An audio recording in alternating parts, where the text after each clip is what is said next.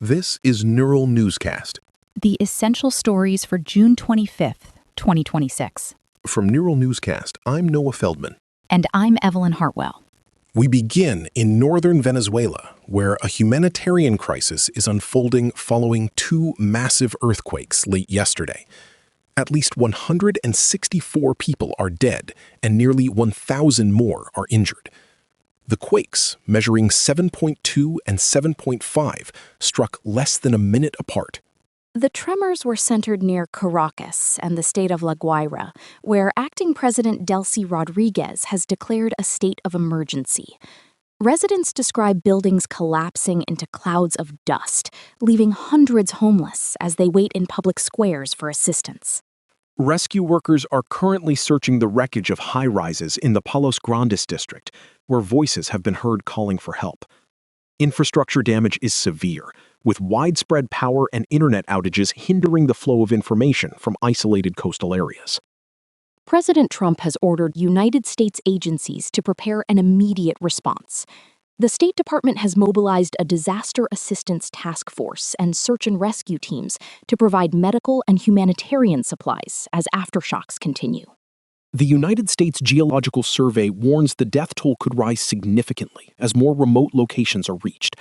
Authorities indicate they have not yet been able to fully gauge the losses in some of the most affected zones, where entire blocks are reportedly flattened.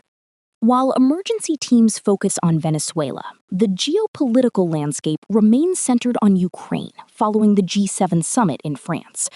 President Trump told reporters in the Oval Office yesterday that Volodymyr Zelensky is doing well and is holding his own against Russian forces. These remarks shift for the president, who previously suggested the Ukrainian leader lacked the resources to succeed. Meanwhile, German Chancellor Friedrich Merz is calling for a strong financing commitment from European allies ahead of the July NATO summit in Ankara. In Ukraine, President Zelensky has instructed military and intelligence services to act preemptively against facilities supporting the Russian war effort. This follows recent drone strikes that targeted power in occupied Crimea and energy infrastructure in central and southern Russia. The human cost of the conflict was highlighted again Wednesday when a strike in the Kherson region killed two Ukrainian mine disposal experts. The victims were working for the charity Norwegian People's Aid in the village of Novopetrivka. Turning to energy markets, President Trump has ordered the Department of Justice to investigate major oil companies for potential price gouging. He specifically named Chevron, ExxonMobil, Shell, and BP, arguing that prices at the pump have not fallen in line with crude costs. Wholesale Brent crude has dropped to around $74 a barrel, levels seen before current tensions began between the United States, Israel, and Iran. Despite this, the average price of regular gasoline in the United States remains near $3.93 a gallon. The American Petroleum Institute responded by stating that fuel prices do not move in lockstep with crude oil. They cited ongoing disruptions to supply and refining inventories as factors preventing immediate relief for drivers. The Justice Department has not yet confirmed a formal investigation, but a spokesperson emphasized that fuel affordability is a national security issue. Trump noted that he believes gas prices should be closer to $2.25 a gallon.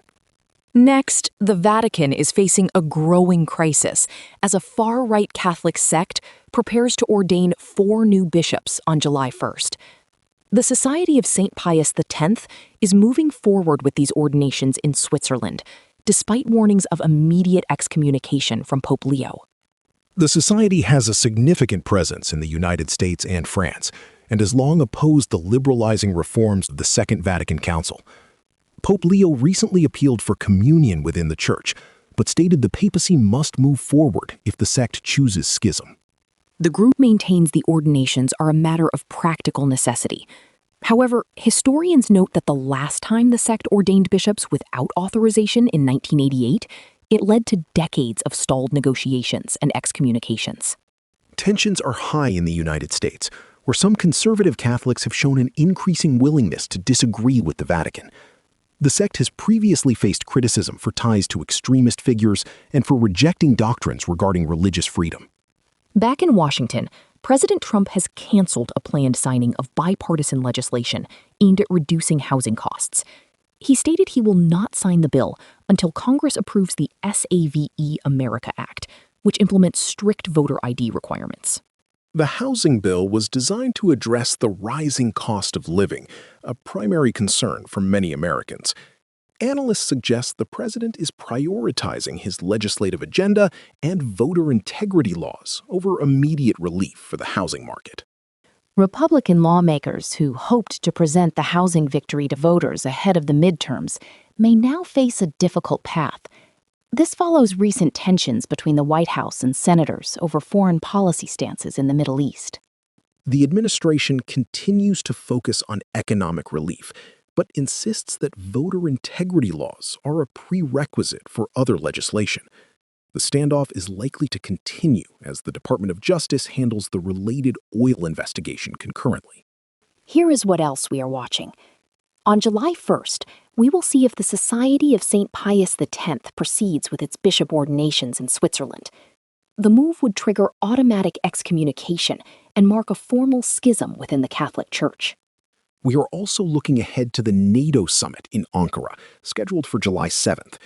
Leaders from 32 nations, including President Trump, will gather to discuss long-term financing for Ukraine and regional security.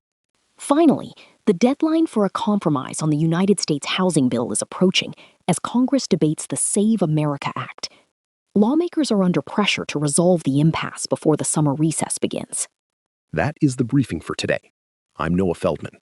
And I'm Evelyn Hartwell. Neural Newscast is AI-assisted, human-reviewed.